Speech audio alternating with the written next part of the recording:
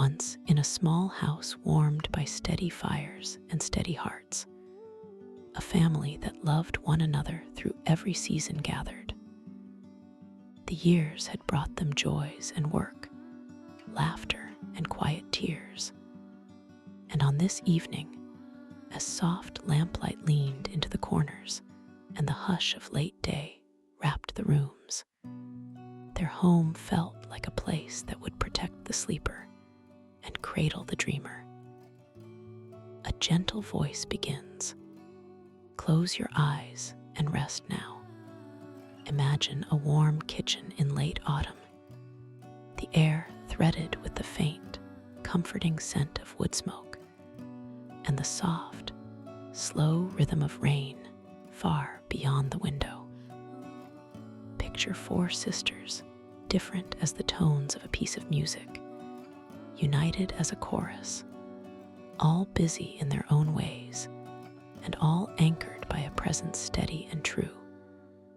The kind of mother who knows each small sorrow and secret joy. This is where our story begins. There was Meg, calm and steady, with a warmth about her like a loaf fresh from the oven. She had learned the quiet arts of care and had a gentle pride in keeping house and heart together. Beside her, Jo, quick as a gust, with hair like wind and hands that could build as well as write, carried restlessness and fire, a craving to do big, brave things. Sweet Bait, the gentle peacekeeper, lived in soft music. The sparrows of the hearth, her hands were small and certain, her heart a soft island where the rest of the family paused for safety. And Amy, the youngest, held a love of beauty in everything, ribbons, colors, and small perfections.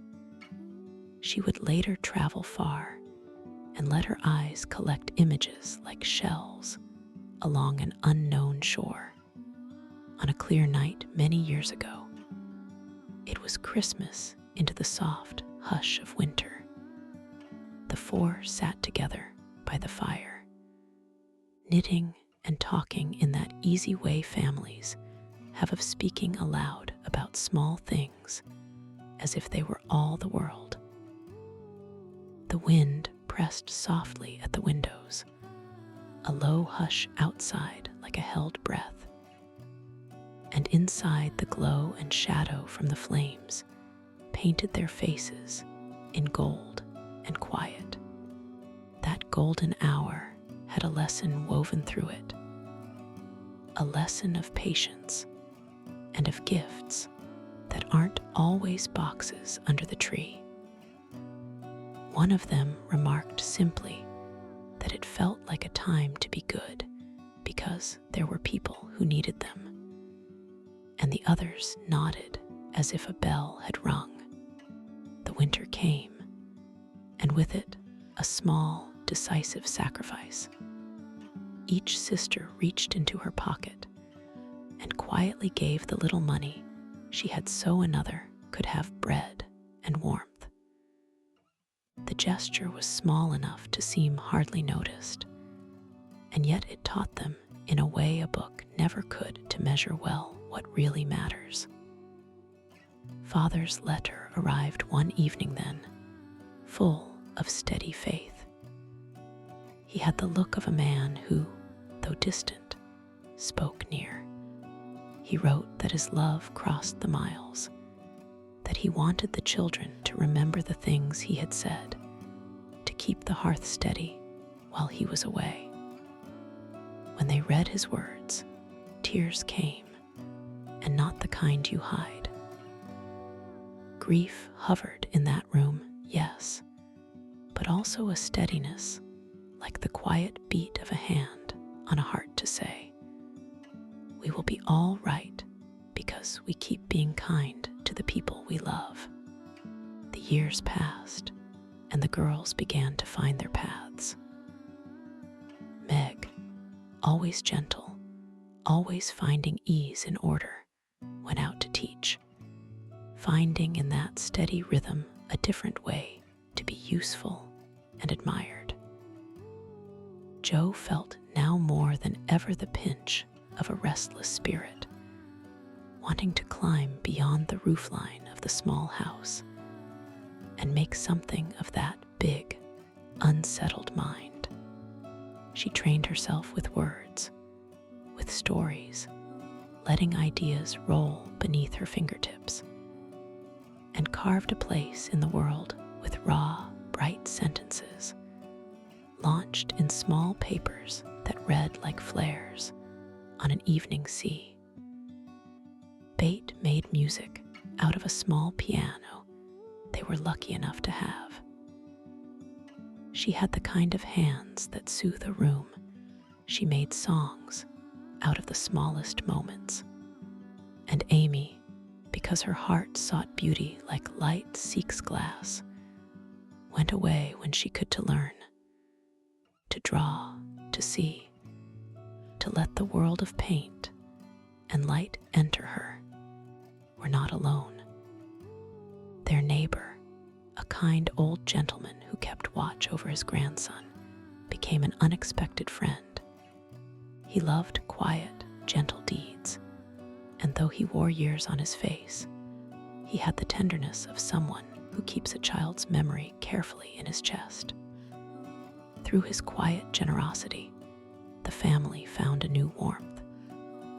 He would bring a small comfort on a small morning, and these gestures chained together into something large. A sense that community is a slow blossom of giving and receiving, but life is a circle of seasons. One year, a fever came like sudden weather and changed the air in that house. Beth was the one who fell.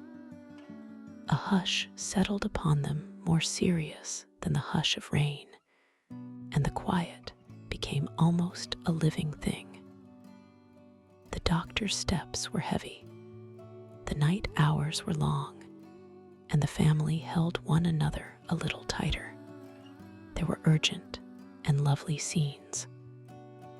A mother on an endless, patient watch, a sister at the bed, fingers weaving comfort through the coolness of a hand, fathers and neighbors who passed hot cups, small comforts and steady words round like bread. Then there was the small miracle of a changed tide. Beth's fever turned toward healing, and then toward peace.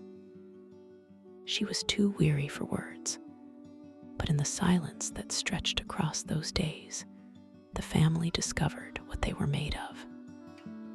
She would sometimes open her eyes and sing a line of a lullaby, or press Jo's hand. And in these small things, all the tremendous love of a life was visible. That love never ended in barrenness.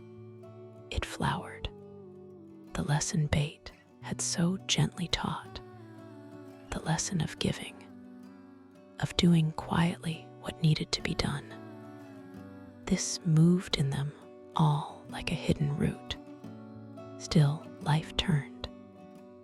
Amy's life turned toward a new horizon she left to study in foreign skies, to fill her sketchbooks with hills and great churches and small hands reaching for color. She went with a sense of hunger, not only for art, but for the world that teaches growth by travel. Jo's writing found a market. Moments, short notes, and little stories, folded into newspapers, brought small sums and larger confidence. She found out the truth that every artist learns. That creation is a conversation with what is honest inside you and honest outside as well. She learned to be temperate when applause came and to be patient when it did not.